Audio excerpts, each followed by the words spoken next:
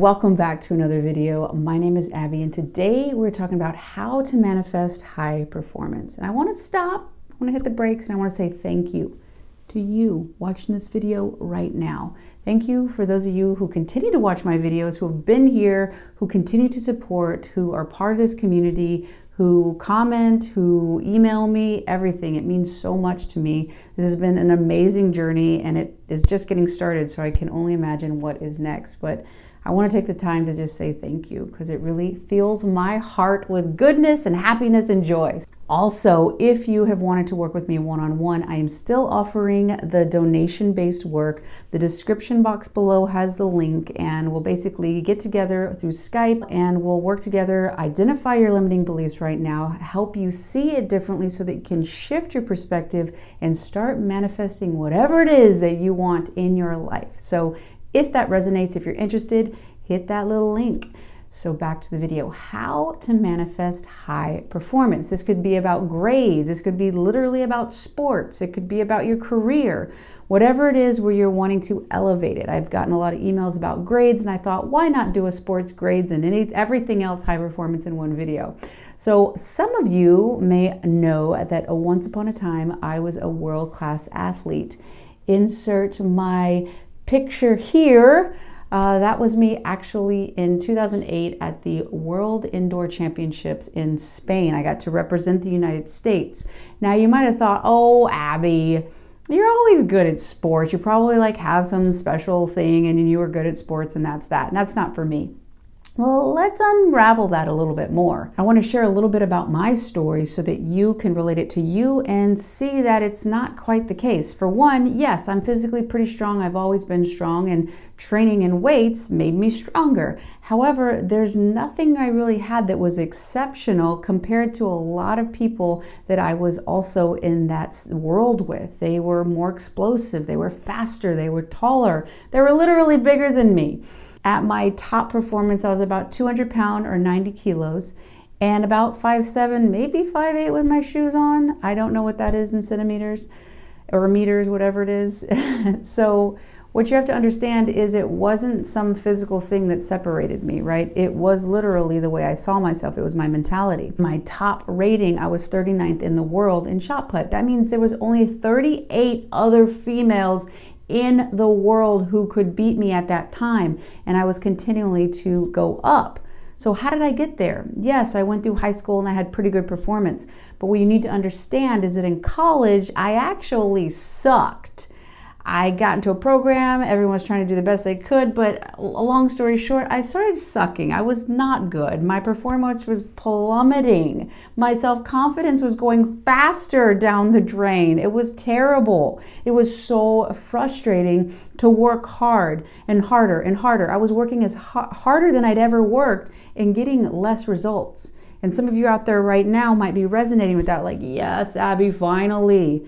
You're talking about it. I'm trying so hard and yet I am not finding the results that I'm wanting. I'm trying to manifest. I am doing affirmations. I'm scripting. I'm visualizing, and yet nothing is changing. Why?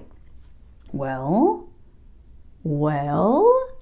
it's about the way you see yourself, and it really has to do about your beliefs as well. So how did I go from pretty good in high school to sucking to world championship? Well, it was basically the way I started to implement a couple of different things. One of the things you want to be careful about is that you're waiting for the high performance to show you that you're capable of the high performance. It's a slippery slope, like a catch-22. As long as you're waiting for that outside high performance to define you as a high performer, guess what you're going to find? Go ahead, think about it. If the world and the law of attraction can better simply be stated as a law of reflection, and you are waiting for your high performance to tell you and validate you as a high performer, what are you going to continually get a reflection of? Not a high performer. So what you have to start doing is realizing, okay, am I waiting for this thing to give me permission to then be this thing? It doesn't work like that. You will literally be sitting there waiting for this high performance to happen, and it never happened. Not because you're not capable of it, but simply because you were waiting for something outside of you to validate you, to give you the permission that you're good enough, that you're capable.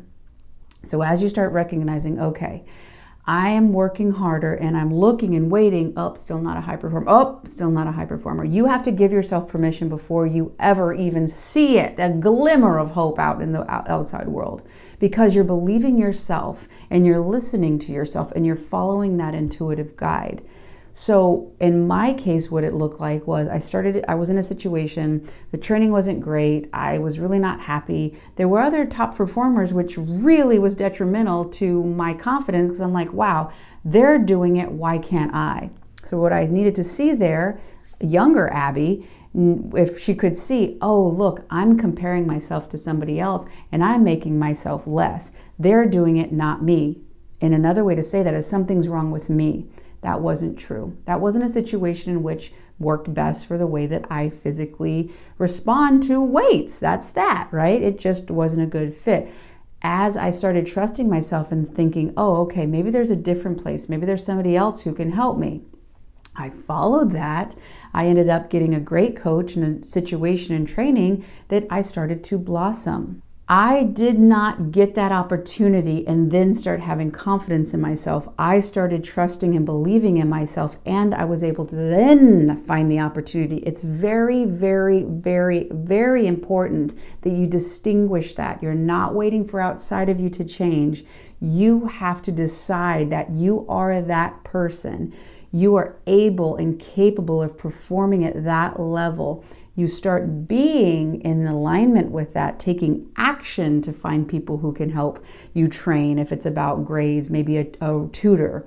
Maybe you watch some videos online, somebody else explains it a little bit better. If it's about your career, about your job, looking into the world to see other people and how they've done it, then using your own intuition and your own unique skills in the world and moving that way, right? People who have potentially done, or at least in some variety of way, what you want to do, they're going to leave clues. So for me, I watched a lot of YouTube, a lot of rotational throwers. That's what I did. I spun around and I threw this cannonball, basically. So the more I listened and thought, okay, I'm going to take a chance on myself. I'm going to believe it myself, even though there's no proof right now, even though I'm worse than I was in high school. I really feel like there's something going on. There's something that can develop. So again, I saw my potential. I voted. I did not abandon myself because my outside world was not reflecting it. However, I also was not delusional to say, okay, I have in no way, shape, or form have ever shown that I can do this, and then magically I'm going to pick this thing up and then go on. I had shown myself that in certain ways that I could perform at high levels. I'd also trusted that there was more there, and then I started being that person. I remember one thing that really dramatically changed my perspective of myself was somebody who was my competition, and at the time wasn't my competition because I was not good enough to be in that realm. I hadn't thrown, but I knew I could. And she basically said, yeah, I visualized, I acted, I walked, I showed up to practice as if I'd already thrown that mark. And the more I did that, the more I started to get closer to that mark. So then I thought, what would that be like if I tried it? How would I move in the world? How would I feel about myself? Okay. And I started doing that. I started walking. I started coming to training every day, started thinking about those marks, started looking at YouTube and seeing, okay, people in the past who have thrown this far, how did they do it? I read the book Psycho-Cybernetics, which I highly recommend. It started allowing me to shift the way I saw myself, stop the negative inner dialogue that was going on that was increasing my anxiety, and starting to visualize what it was that I wanted and move forward to that. Starting to practice being it, as Dr. Joe Dispenza talks about, and then slowly but surely I had chances in practice to practice being it. And then eventually I would show up in meets and then I would be it. So it was a series of creating that which I wanted to be, showing up in practice and giving myself opportunities to mess up, to make mistakes. Oh, that was it. Oh, not quite that. Oh, this is it. And then visualize, use visualizations so that I saw it. I would look up pictures in meets, right? I would look and see, what does it look like? What does the stadium look like? Who's my competition? What is it going to be? What's the weather going to be like? And I would try to match as perfectly as I could what that circumstances would be.